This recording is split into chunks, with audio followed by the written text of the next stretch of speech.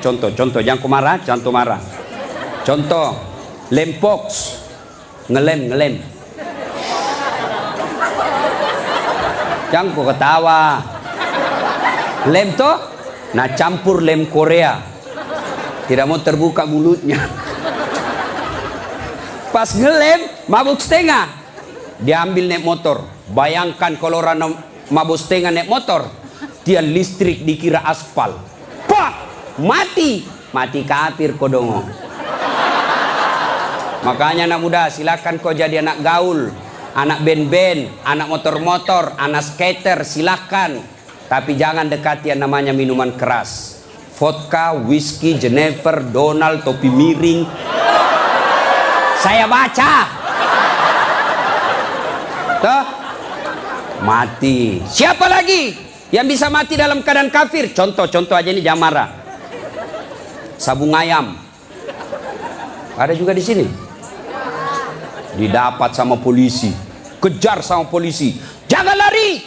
Masih lari, tembak peringatan. Masih lari, tembak 2 kali. Masih lari, tembak 3 kali. Akhirnya tembak kakinya. Tembak kakinya, kepalanya dikena. Saya tanya temanku ya polisi, bagaimana caranya kakinya kok tembak kok kepalanya dikena?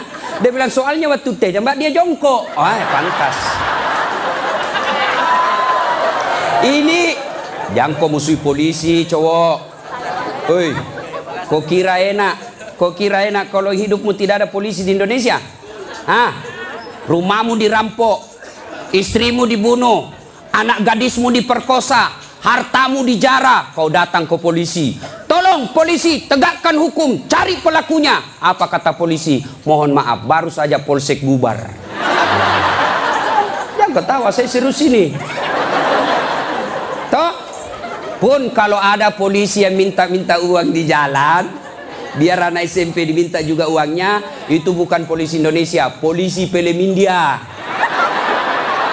Itu film India kan 3 jam, nanti habis film baru dia datang.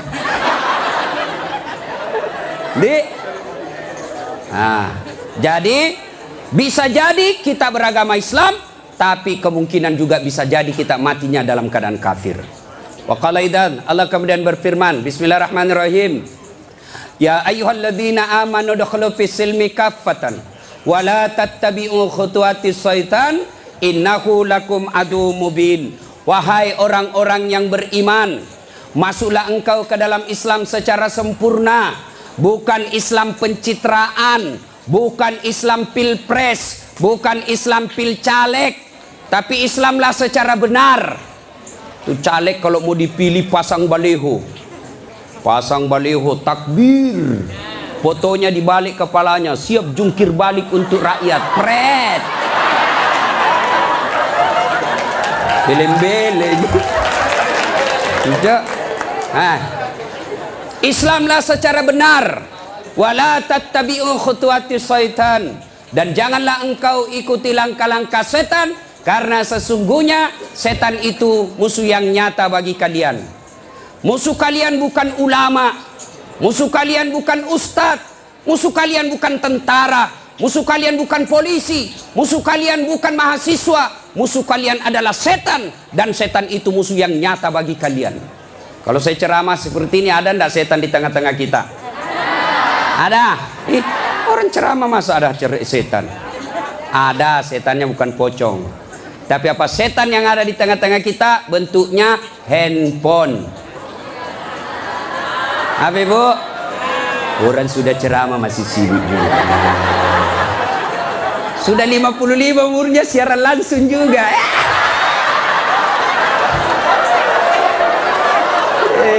Gayanya. Woi, jangan siaran langsung. Saya tidak mau kalau ada siaran langsung. Simpan dulu HP-mu. Woi. Ibu-ibu yang pegang HP selama saya ceramah, saya doakan suaminya kawin lagi. Simpan dulu HP-mu. Simpan dulu HP, simpan dulu ya. Bisa? Bu, ada ibu-ibu di Makassar ngefans betul sama saya. Usianya kira-kira 55 tahun. Saya heran, ibu-ibu aja yang ngefans sama saya. Saya lagi ceramah, dia belakangi saya. Barusannya ada orang saya ceramai di belakangi. Ternyata dia ambil HP-nya selfie. tulis di Facebook dia latar belakang Das Atlatif. Saya dijadikan background. Kok kira saya pot bunga? Selesai ceramah dia kejar 55 umurnya. Selesai saya ceramah dia kejar. Ustadz boleh selfie? Boleh rame-rame supaya tidak ada fitnah. Sudah dia ganti lagi gayanya. Udah ulang lagi. Ulang Ustadz, jelek saya bilang dalam hati. Biar kau ulang apa? Mukamu yang jelek.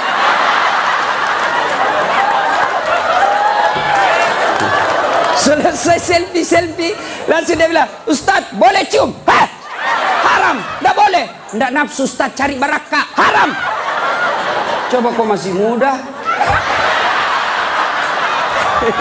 Nakal. Simpan dulu HP ya, simpan dulu ya. Bu, bisa? Nah, wa qala idzan, Allah kemudian berfirman, Bismillahirrahmanirrahim. Innallaha wa malaikatahu yusalluna 'alan nabi. Ya ayyuhalladzina amanu sallu alaihi wa sallimu taslima. Sesungguhnya Allah dan para malaikatnya bersalawat kepada Rasulullah Muhammad sallallahu alaihi wasallam. Maka wahai orang-orang yang beriman, bersalawatlah kalian kepada Rasulullah dengan sebaik-baik solawat. Saya mau dengar mana lebih kencang suaranya, ibu-ibu dengan bapak-bapak. Kita tanding malam ini, siap? Siap? Nah, yuk cowok-cowok, terutama ini cowok jomblo fisabilillah. Nah, kau diam dulu, kita dengar dulu ini ibu-ibu salawat ya. Ayo Bu, ayo bareng-bareng Bu. Salatullah salamullah ala toha Rasulillah.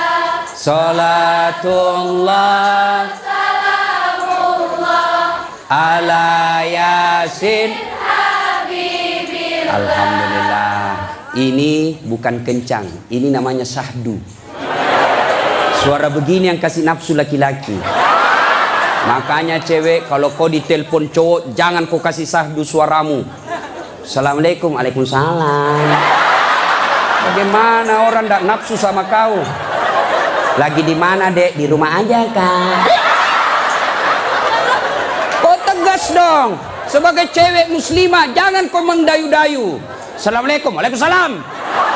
Lagi di mana? Di rumah. Ngapa? Apa tanya-tanya? Berhenti. Ini waalaikumsalam. Ibu-ibu diam, kita dengar ini cowok-cowok. Ayo, cowok, jangan mempermalukan jenis kelamin. Ayo. Ayo. Diam ya, diam. Kita dengar ini cowok. Yuk. Salatullah salamullah ala toha Rasulillah. Salatullah salamullah ala Yasin. Masya Allah. Terima kasih. Sudah Mi Bos. Overdosis kok. Kita diam semua. Kita dengar ini di atas. Ayo, duduk ngambil gaya lo. Ya, ayo bareng-bareng, yuk. Love it. Ini mau poligami, pret.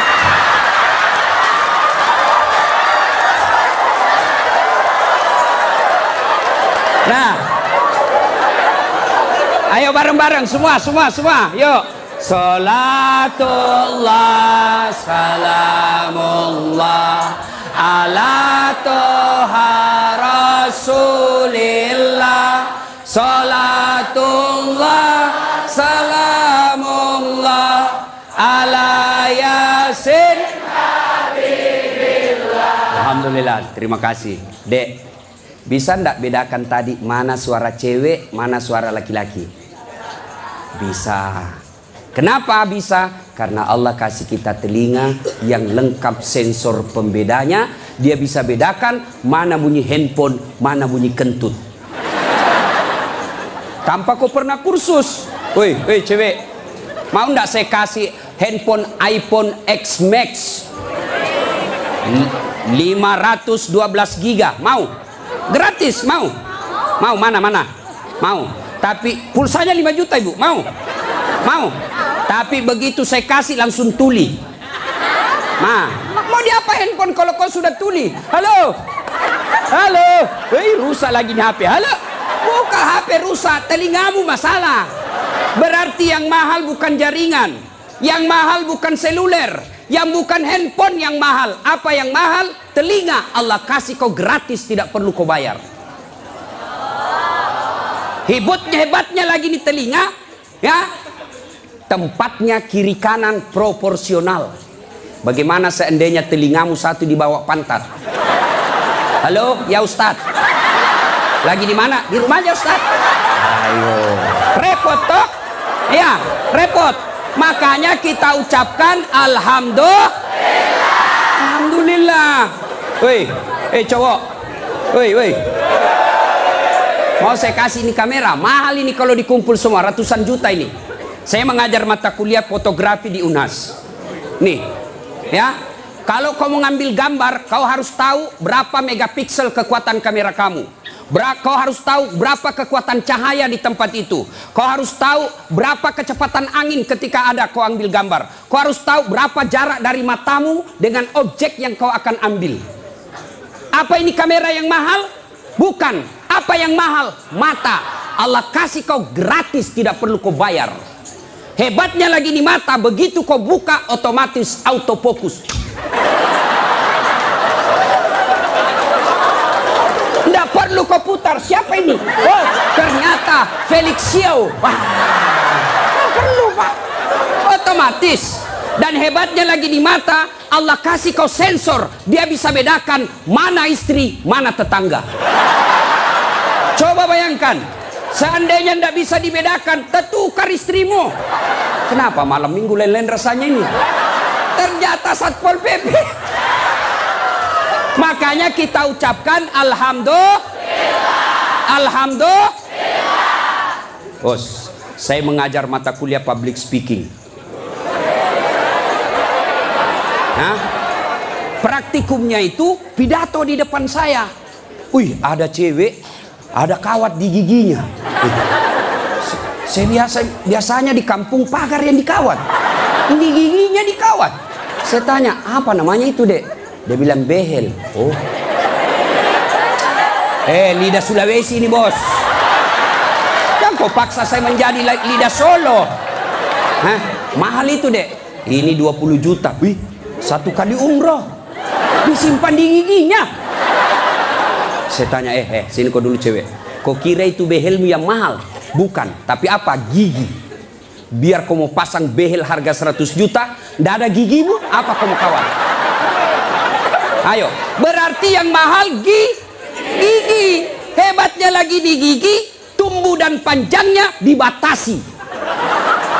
Pernah ndak kau bayangkan bagaimana seandainya gigimu tumbuh seperti rambut? Saya yakin Dude Herlino ndak akan main sinetron kalau sudah keluar giginya. Nggak ada yang mau nonton. Makanya kita ucapkan alhamdulillah. Makanya jangan kau pernah ngeluh, jangan kau merasa putus asa, jangan kau merasa kamu miskin. Kalian semua orang kaya, yang kekayaanmu kata Allah fi ahsani takwim, itu badanmu yang sangat cantik. Ya, saya jelek Ustadz karena kau membandingkan sama yang cakep. Saya tidak mau duduk dengan ini artis Satri Hijrah, hancur saya. Hancur. Lebih baik saya dekat-dekat sama Tukul 11-12. Kalau saya dekat-dekat di sini, hancur saya, Pak. Bersyukurlah kepada Allah, dan salah satu cara bersyukurmu, kamu datang di tempat ini. Allah kasih kita begitu banyak nikmat.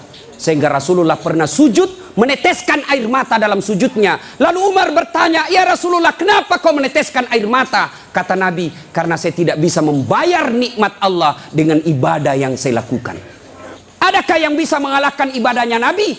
Demi Allah, di kolong langit ini tidak ada orang yang hebat ibadahnya seperti Rasulullah Muhammad SAW. Tapi beliau masih sadar ibadah yang dilakukan tidak mampu membayar nikmat yang Allah berikan. Maka kalian bersyukur datang ke tempat ini. Dengan catatan, setelah kau datang ke tempat ini, sehari sampai 3 hari, kalian dengar dakwah, kalian berzikir, kalian ngaji, kalian mencatat. Ingat, setan tidak pernah putus asa menggoda kalian. Bagaimana cara dia goda? Dia hancurkan pahala-pahalamu. Adakah perbuatan yang bisa menghancurkan pahala-pahala kita? Ada, kata Nabi, sittatu asyain tuhbitul amal. Ada 6 sifat yang bisa menghancurkan amal-amal kebaikanmu. Adik-adik sekalian, kalian pulang ke sini 3 hari kalian bertempur. 3 hari kalian bertempur melawan iblis, melawan kesombongan, melawan kepongahan, meningkatkan kesabaran. Jangan pikir setan putus asa menggodamu. Dia akan goda kamu setelah kau pulang. Dengan cara apa? Dia hancurkan amal-amalmu. Sehingga nanti kau berkata di hadapan Allah, ya Allah, mana pahalaku? 3 hari 3 malam saya dengar dakwah. Allah menyatakan, memang dulu ada pahalamu, tapi hancur oleh karena perbuatanmu sendiri. Apa gerangan yang menghancurkan amal itu? Kata Nabi, 1, al-istighalu bi'uyubil khalq. Suka sekali cerita kejelekan orang, dia lupa kejelekan dirinya sendiri. Gosip, gibah, penyakitnya. Bu ibu, Nabi ketika Isra Mi'raj diperlihatkan, bawa Nabi ke surga, Masya Allah, banyak perempuan. Masuk ke neraka, na'udzubillah min zalik, lebih banyak lagi perempuan. Kenapa? Kata Nabi, karena 2 hal. 1, dia tidak mampu mensyukuri nikmat berupa suami. Dan yang kedua, dia tidak mampu menjaga mulutnya. Penyakitnya ibu-ibu. Saya ajak lewat tadi, masih ada yang gosip. Begitu saya dilihat, dia bilang, itu juga bajunya yang di YouTube. Sibuk. Kenapa? Saya pakai baju kau yang sibuk. Kang gosip. Jengkelku. Kenapa kau gosip saya? Bu, halo ibu. Penyakit ibu-ibu yang tidak bisa dikendalikan, hawa nafsu menceritakan kejelekan orang. Kalau laki-laki kumpul paling dicerita, wih, itu anak sayang. Yang pertama cakep tapi beleng-beleng. Itu yang kedua cakep, tapi ya dongok. Itu kan. Paling kita cari itu, wah itu motor saya rewel, itu mobil saya yang tua, wah sedikit-sedikit mogok lagi, itu atap rumah saya bocor. Paling kalau bapak cerita itu. Tapi coba kalau ibu-ibu, pertama dicerita sinetron, jelek betul sifatnya itu ya. Iya toh, langsung tetangga jadi korban. Kumpul begini tuh masih ada gosip. Apa? Dia enggak ngomong tapi matanya dong. Apa? Kudungnya enggak serasi dengan roknya. Beliau kayak umbul-umbul. Sudah. Satu udah digosip. Lewat lagi 1. Apa? Palsu. Kenapa kau tahu? Lipstiknya. Kenapa kau tahu? Melengket di giginya. Coba ya. Ayo adik-adik. Ya. Nah, maka saya heran sebagai anak bangsa, kok kita dituduh orang Islam selalu menyebarkan fitnah. Islam sangat membenci fitnah sehingga Nabi mengatakan, al fitnatu asaddu minal qatl. Fitnah itu lebih kejam daripada membunuh. Jadi pemain buser, apakah namanya itu? Cocok nih. Buser, apakah itu? Yang suka cari duit dari menyebarkan fitnah. Hah? Yo itu baser. Hah? Manalah. Tidak adalah kita orang Islam. Suatu kali Nabi menyampaikan, barang siapa yang mengucapkan 2 kalimat syahadat, diyakini sampai mati pasti masuk surga. Abu Hurairah senang dengar ini. Lalu Abu Hurairah berlari-lari kecil menuju ke pasar. Dengan tujuan apa? Dia mau menyampaikan berita gembira ini. Lalu didapat Abu Bakar oleh Umar. Abu Hurairah, kau mau pergi mana buru-buru? Saya mau menyampaikan berita penting. Apa itu? Barusan saja saya dengar menyampaikan Nabi, siapa yang syahadat, yakin sampai mati, pasti masuk surga. Umar berkata, betul kok Nabi bilang begitu? Betul. Saya tidak percaya. Ayo kita datang ke sumber. Dalam teori komunikasi, inilah disebut check and recheck. Datanglah Umar, klarifikasi ke sumber berita. Rasulullah, ya Rasulullah, katanya Anda mengucapkan siapa yang syahadat, yakin sampai mati, pasti masuk surga. Apa betul berita seperti itu ya Rasul? Nabi katakan betul. Tapi ya Rasulullah, ada apa? Ini Abu Hurairah, dia mengumumkan di pasar. Terus saya khawatir nanti disalahpahami umat kita. Biar tidak sholat yang penting syahadat masuk surga. Biar judi yang penting syahadat masuk surga. Biar zina yang penting syahadat masuk surga. Saya salah paham nanti orang, saya khawatir hadis ini dipahami dengan salah. Lalu Nabi katakan, oke, jangan kau sampaikan ini halal umum, karena dia bisa mengganggu kemaslahatan umat. Itulah sebabnya kita kenal dalam Islam, likulli makam makal, walikulli makal makam. Setiap ada ucapan, ada tempat yang cocok untuk ucapan itu, dan setiap tempat ada ucapan yang cocok untuk tempat itu. Maka ibu-ibu harus bijaksana memegang WhatsApp, harus bijaksana memegang medsos. Kenapa? Karena jika ibu salah menempatkan medsos itu, maka ibu bisa berujung pada penjara. Dua, yang bisa menghancurkan amal kebaikan kita. Apa itu kata Nabi? Hubbud dunia, terlalu cinta kepada dunia. Cinta dunia boleh, cinta dunia boleh. Mana yang tidak boleh? Terlalu cinta kepada dunia. Kenapa ibu? Yuk, sholatullah salamullah ala toha rasulillah, sholatullah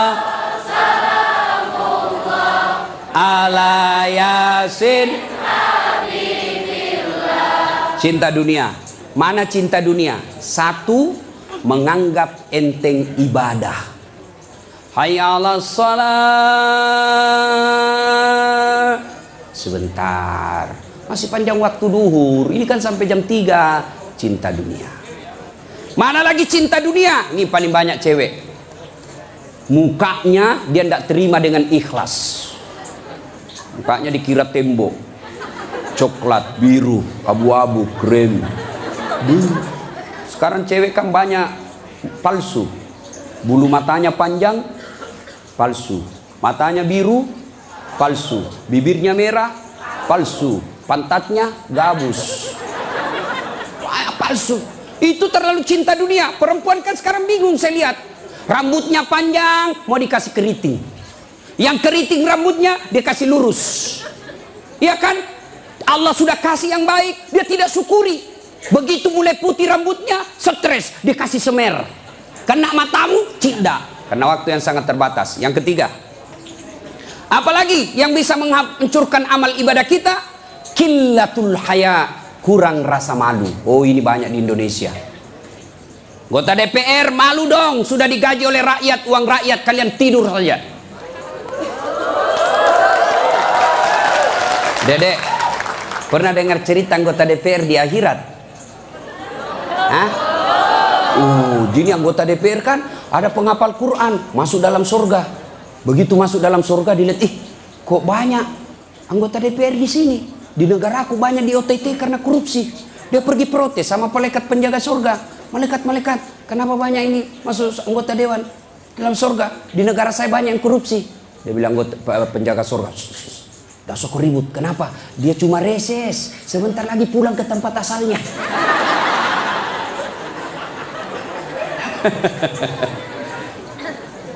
Terlalu cinta kepada dunia dilarang oleh agama.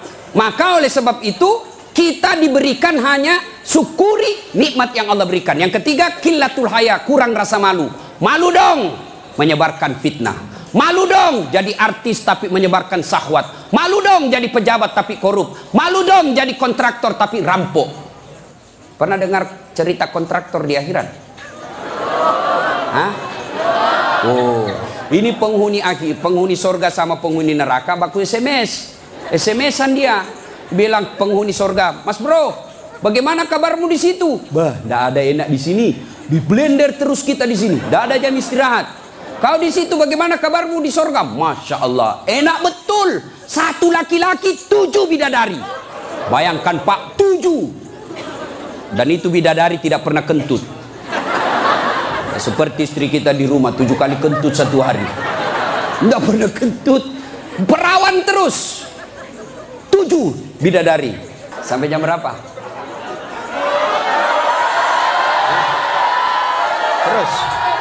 Terus. Lalu kata penghuni surga, "Wah, enak betul di sini." Penghuni neraka, "Bolehkah kami jalan-jalan ke situ?" "Boleh." Ya gimana? Penghuni neraka kan kreatif, banyak solusinya. Gimana? Sudahlah, tidak usah cemas. Kami bikin jembatan dari surga, kamu juga bikin jembatan dari neraka. Kita ketemu di tengah. Setuju? Setuju. Lelang proyek. Keluar pemenang tender. Kerjalah. Hari pertama hancur juga ini, Ustaz. Aduh. Nasib sial saya ini malam. Uang merah kek.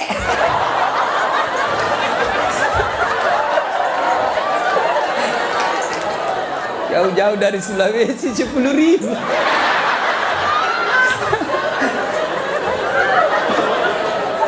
Nah, lalu dia bilang, hari pertama proyek dari neraka selesai 50%. Hari kedua selesai 70%. Hari ketiga tuntas, efektif dan efisien. Selesai proyek. Sampai di tengah dilihat-lihat di proyek dari surga. Kenapa belum mulai-mulai? Dia teriak, lah ini dari neraka. Mas bro, kenapa kau belum mulai proyekmu? Kami sudah sampai di tengah sesuai perjanjian. Kenapa kau belum mulai? Kata penghuni dari surga, bagaimana mau dimulai? Pemborong, kontraktor, pengawas, panitia, ada semua di situ.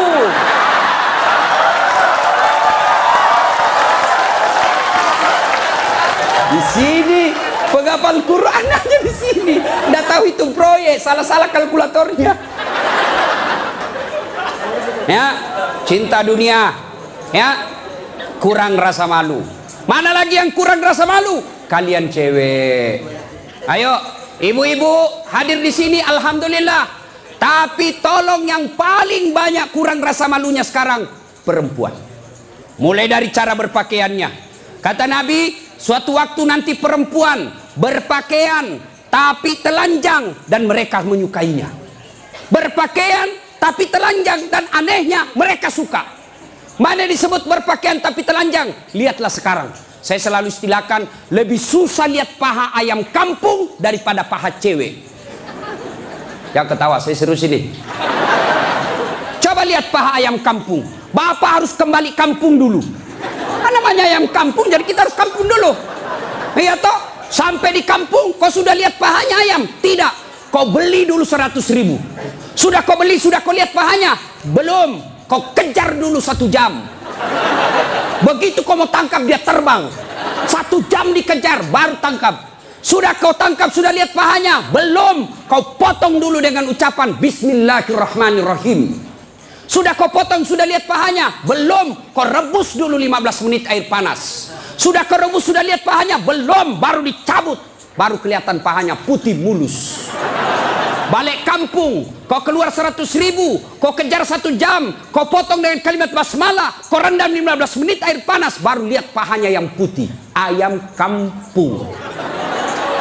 Tapi coba lihat cewek, kau berdiri saja di pinggir jalan, 15 menit, 10 pasang paha cewek gratis. Bahkan kadang-kala boleh dicolek. Makanya cewek, mari kita kerjasama.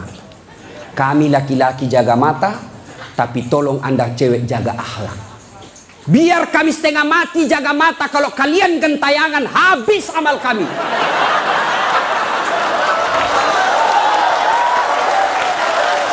Ya, saya kalau mau pergi mengajar di kampus, saya ngaji dulu beberapa ayat, sholat duha dulu 2 rakaat, baru 1 kilometer saya naik mobil hancur amalku.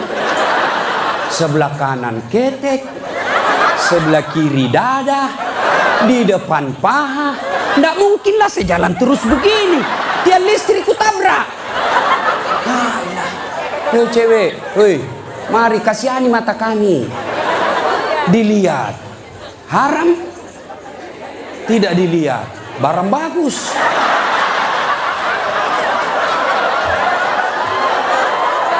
Hei, oke, sekarang banyak perempuan kurang rasa malunya. Dulu. Kalau ada perempuan hamil di luar nikah, dibuang dari kampungnya. Keluar kau menyebarkan aib. Itu dulu. Dulu perempuan meskipun belum pakai jilbab, tapi dia jaga harga dirinya. Saya zaman SMA kan belum ada jilbab. Kawan saya kalau jatuh ballpointnya, kan tidak pakai jilbab. Dia pegang dulu ini, lalu dipegang roknya di bawah, baru dia dongkok begini.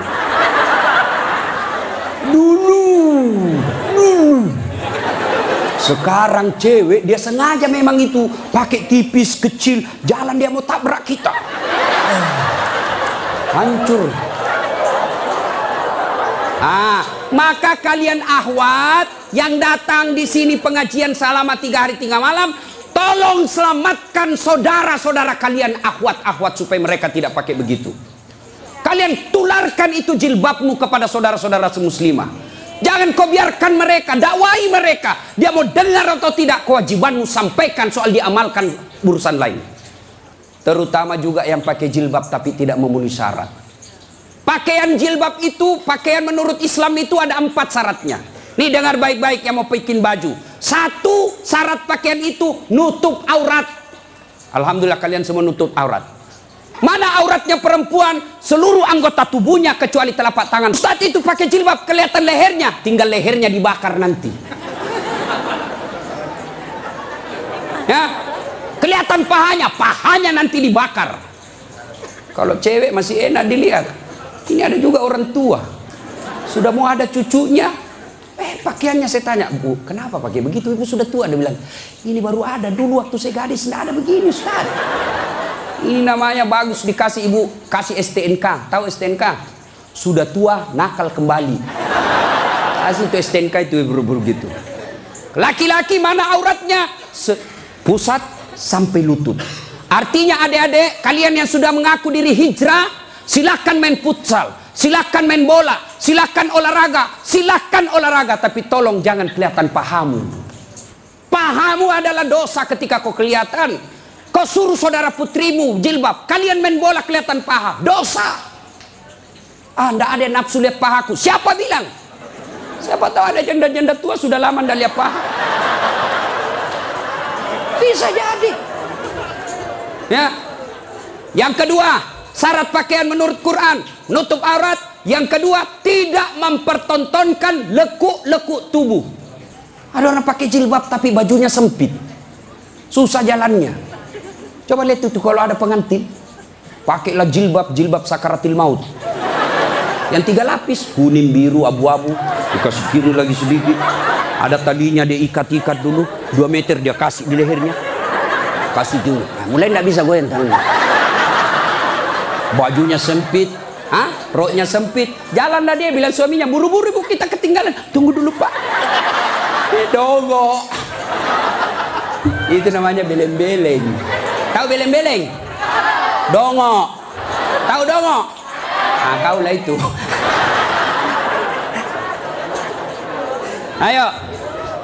Syarat yang ketiga, cowok juga. Kalian pikir kalau kau cowok berpakaian ketat-ketat tidak berdosa? Dosa juga itu. Yang lebih mencengkelkan itu yang gendut. Masuklah dia di masjid pakai kaos oblong. Begitu dia ruku, mulai mencemaskan. Sujud, ada celengan. Beleng-beleng.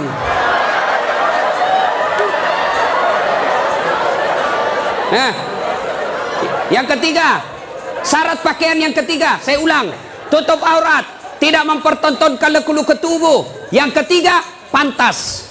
Apa maksudnya? Kalau saya alumni apalagi Muslim United, saya alumninya, 3 hari 3 malam saya dengar dakwah, maka sebaiknya pantas tidak saya berpakaian begini.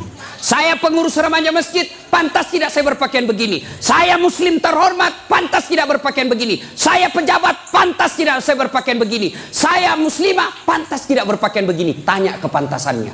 Itulah sebabnya agama Islam mengajarkan ketika aku berpakaian, tanya, yuk pantas tidak pakaian begitu. Dan ini pakaian ternyata menyelamatkan kita dari dosa. Mana buktinya? Saya kemana-mana saya pakai begini. Cuma kadang-kala dia gosip saya itu pegawai bank. Kan saya mana-mana pakai sarung. Saya masuk nabung, ada pegawai apa sih itu yang namanya terima duit? Teller. Hah? Iya teller. Dia gosip. Dia apa? Salah masuk. Dia kira masjid. Dia kira saya masuk masjid, saya pakai sarung. Saya dengarlah saya, kenapa? Saya pakai sarung, kau yang sibuk. Nggak jadi saya nabung, pulang saya. Orang kalau pakai muslim begini, baju koko, gamis, insya Allah terpelihara dari dosa. Saya jalan tiba-tiba di mall banyak cewek cantik, nggak mungkin saya lihat. Kenapa? Saya malu. Masa Ustadz lihat yang cantik? Terpaksa dilihat, ya lihat sedikit aja. Sudah. Ayo, ibu-ibu, mau ndak suamimu terhindar dari tempat-tempat maksiat? Keluar, suruh pakai peci, pakai songkok, pakai gamis. Ndak mungkin dia pakai begini pergi main biliar. Maka suruh pakai itu. Ada di Makassar, saya sudah suruh pakai Ustadz, tapi di mobil dia ganti. Memang sudah tabiatnya itu, sudah bajingan. Yang keempat, syarat pakaian yang keempat adalah indah. Ternyata Allah tidak meninggalkan keindahan. Allah tidak melarang kita keindahan dalam berpakaian, tapi dengan catatan tertib aturannya. 1, tutup auratmu. 2, jangan kau tontonkan lekuknya. 3, pantas. 4, indah. Ini sistematis, tidak boleh ditukar. Sayang 1000 sayang kita bikin pakaian. Indah nomor 1, nutup aurat 19. Akhirnya pakaian kita seperti yang kita lihat sekarang ini. Yang di atas turun ke bawah, yang di bawah naik ke atas, ketemu di tengah, tipis, sempit, kecil. Dongo. Nah, qillatul haya, kurang rasa malu. Yang keempat, yang bisa menghancurkan amal kebaikanmu, kata Nabi, qaswatul qalbi. Apa itu? Keras hati. Apa itu? Tidak mempan nasihat. Selesai dengar ceramah tidak ada perubahan. Apa malah dia bilang? Siapa panggil itu Ustadz dari Sulawesi? Saya. Lain kali tidak usah undang. Kenapa? Tidak enak ceramahnya. Kenapa? Masa 6 dia bahas, saya terus dia kena. Keras hati kau. Selesai dengar ceramah, larang merokok. Malah dia bilang, apa tahu rokok apa? Memangnya saya minta duitmu? Keras hati. Ada perokok di sini? Ada? Saya doakan kalian berhenti merokok. Coba dengar itu calon-calon istrimu. Itu biasa orang merokok kayak kurang kerjaan. Itu aja dikerja 10 menit. Dan saya kasihan kadang-kala kalau di bandara. Coba lihat tuh perokok, dikasih masuk kayak kotak-kotak, kayak bele-bele. Sendiri di dalam enggak. Sekali-kali isap kunyah. Jangan kau sebarkan itu asapnya ke kita. Bolehlah kau merokok, silakan, tapi jangan kasih asapnya orang lain. Bagaimana caranya Ustaz? Kau bawa kerese.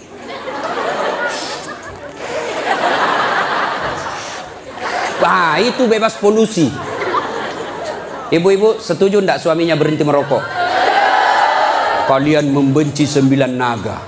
Kalian membenci mereka-mereka itu. Tapi kalian beli rokoknya.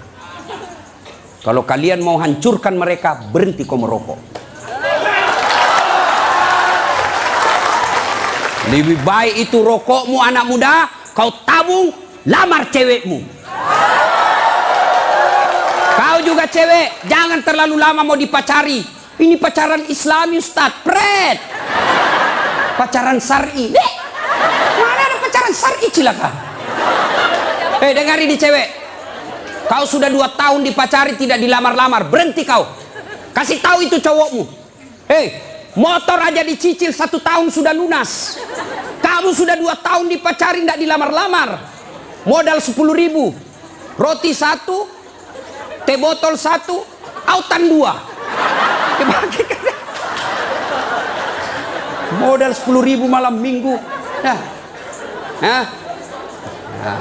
Qaswatul qalbi, keras hati, tidak mempan nasihat. Mereka yang selesai dengar dakwah tapi tidak ada perubahan, itu yang disindir oleh Allah. Watawa'un alaihim a'anzartahum la yu'minun. Kau sampaikan ayat Allah atau tidak, kau ceramai atau tidak, sama saja mereka tidak akan beriman. Keras hati, habis amalmu. Yang ke-5, penghancur amal, tulul amal. Apa itu? Panjang angan-angan alias malas. Dan yang keenam, wadzalimun la yantahi. Perbuatan zalim yang tidak bisa dihentikan. Zalim kepada Allah, tidak sholat. Puncak kesaliman kepada Allah, tidak sholat. Ada yang malas sholat di sini? Ada? Hei, adik-adik, mau jadi direktur, mau jadi pegawai, mau punya rumah yang mewah, gampang. Perbaiki sholatmu. Kecil buat Allah kasih kau mobil, kecil buat Allah kasih kau rumah yang mewah. Allah cuma minta sempurnakan sholatmu. Ada di sini yang tidak ada masalah? Ada? Ini malah muka-muka penuh masalah semua ini. Ayah, mana ada manusia tidak ada masalahnya? Istri cantik, kok kira bukan masalah? Masalah digoda orang, apalagi kalau suaminya jelek, lebih masalah lagi. Berarti bagus kalau istri jelek. Istri jelek dihina orang, kita lagi yang malu jalan sama dia. Duluan aja dek, nanti kita ketemu di gedung. Sampai deket tuh tidak muncul-muncul suaminya. Mana kau bang? Tidak jadi, saya mencret. Istri jelek masalah, istri cantik masalah. Mana ada orang tidak ada masalahnya? Kita kuliah apa masalah? Mau sarjana. Sudah sarjana selesai masalahmu? Tidak, mau punya kerja. Sudah punya kerja selesai masalahmu? Muncul masalah baru. Apa? Mau jadi kepala dinas. Sudah kepala dinas selesai masalahnya, muncul masalah besar lagi, mau jadi sekda. Sudah jadi sekda selesai masalahnya, belum, mau jadi wali kota. Sudah jadi wali kota, mau 2 periode. Mau 2 periode baru dongo. Beleng-beleng. Kau salah, kenapa kau suruh pilih dongo? Mau kok. Ayo, tidak ada orang tidak ada masalah. Ya. Maka Allah tidak mengatakan, hei Das'at, ada masalahmu, kau puasa dulu. Tidak. Hei Das'at, ada masalahmu, kau jadi dokter dulu, kau jadi insinyur dulu, kau kaya dulu, kau anggota DPR dulu. Allah tidak menyatakan itu. Allah cuma minta 2. Ista'inu bisawri wassalah. Sabar, perbaiki sholatmu, saya yang selesaikan masalahmu. Itu janji Allah, bukan janji caleg. Kalau caleg mau dipilih, dibagi-baginya kartu namanya, pilih saya, pilih saya. Ada masalahmu, telepon saya 24 jam. Begitu terpilih, dia ganti nomor HP-nya. Allah janji, pasti Allah tepati.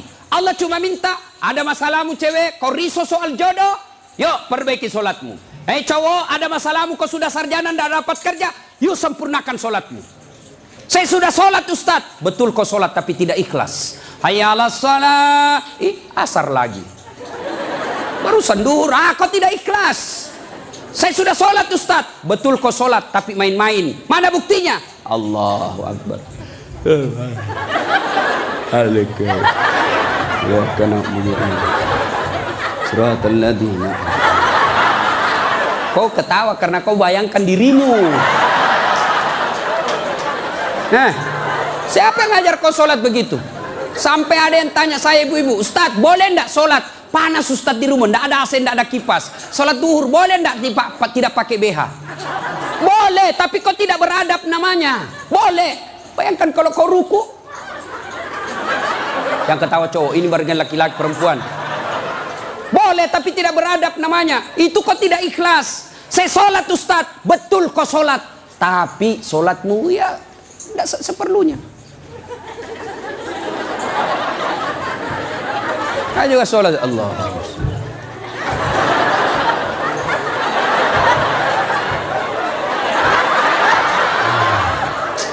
30 tahun kau sholat kalau begini gayamu bos. Adik-adik, kau punya handphone? Ibu-ibu punya handphone? Waktu beli handphone itu ada buku pedoman kan? Iya. Dan di situ dicatat merah tebal buku pedoman petunjuk pemakaian handphone. Dicatat besar-besar, catatan penting. Baca buku pedoman ini sebelum penggunaan handphone. Handphone aja kau pakai itu belum tentu untuk kebaikan. Ada buku pedoman penggunaannya. Sholat kalian yang pakai 5 kali sehari semalam paling sedikit. Lalu kenapa kau tidak pernah buka buku pedoman sholatmu? Ya. Nah, maka ibu bapak perbaiki saja sholat. Insya Allah selesai masalahmu. Ya? Zalim. Zalimun la yantahi. perbuatan zolim yang tidak bisa dihentikan kepada Allah. Yang kedua, zolim kepada jenis kedua, zolim kepada sesama manusia. Tidak usah zolim kepada tetangga. Ibu-ibu zolim kepada suaminya. Mana ibu-ibu zolim kepada suaminya? Suaminya dijadikan tahanan kota. Baru keluar 1 jam ditelepon. Di mana kau, Pak? Di mana kau? Keluar kau, pulang kau. Oh, bagaimana kita tidak cepat mati? Kita keluar, kau cari sampai di rumah, kau maki-maki, baik kalau kau cantik. Berat badan makin nambah. Duduk makan canggurma. Nonton sinetron ngangkat ketek sambil menguap.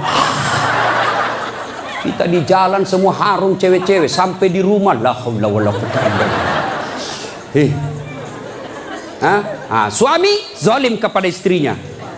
Contohlah Rasulullah, ya. Rasulullah itu sangat romantis. Maka orang yang zalim kepada Allah adalah tidak menunaikan kewajibannya kepada Allah. Zalim kepada sesama manusia, hak-haknya orang dia serobot. Dan yang ketiga, zalim kepada diri sendiri. Apa zalim kepada diri sendiri? Dia sudah tahu maksiat, tapi dia tetap lakukan. Maka menghindari semua itu, kita hadir di tempat ini sebagai wujud kita cinta kepada Allah. Mudah-mudahan kesalahan-kesalahan kita diampuni oleh Allah Subhanahu wa Ta'ala. Banyak yang ingin kita sampaikan, tapi waktu jualah yang membatasi kita. Insya Allah lain waktu dan kesempatan kita akan lanjutkan. Kalau masih mau dengar ceramah saya, gampang. Gimana caranya, Ustadz? Ambil handphonemu, buka YouTube, tulis nama saya Das'at Latif. Keluarlah ceramah saya ratusan. Sudah itu jangan lupa kasih tanda begini. Yang ketawa, saya serius ini, bos. Yang kau kasih begini. Kalau kasih begini, dia cari kau malaikat pencabut nyawa. Masa ceramah kau kasih begini? Dah enak perasaan kau lihat ceramah kasih begini, bos. Kalau kau tidak senang, ya sudah, tidak usah komentar. Cuma cepat habis kota, 1 jam habis menguras kota. Maka saya sediakan ceramah yang tidak menguras kota. Gimana caranya? Follow saya di Instagram. Das'at Latif 1212. Das'at Latif 1212. Sudah ku follow, Ustaz. Tidak mau tak putar ceramahmu. Hakul yakin dada datamu. Kau beli kota dulu, ya. Sudah ibu bapak, mudah-mudahan ada manfaat. Sebelum kita akhiri, mari kita kirimkan suratul Fatihah kepada Rasulullah Muhammad SAW. Khasiat dan keutamaannya kita ikhlaskan untuk mereka yang merintis pembangunan masjid ini. Yang terkenallah masjid ini seluruh jagat Indonesia. Masjid ini adalah masjid pergerakan umat Islam di Yogyakarta. Mari kita doakan. Mudah-mudahan orang-orang yang berpartisipasi dalam pembangunan masjid ini dan pelaksanaan acara ini, Allah mudahkan hidupnya, Allah balas segala kebaikannya, Allah angkat derajatnya, dan jika kelak menghadap kepada Allah, Allah hadapkan dalam iman dan Islam.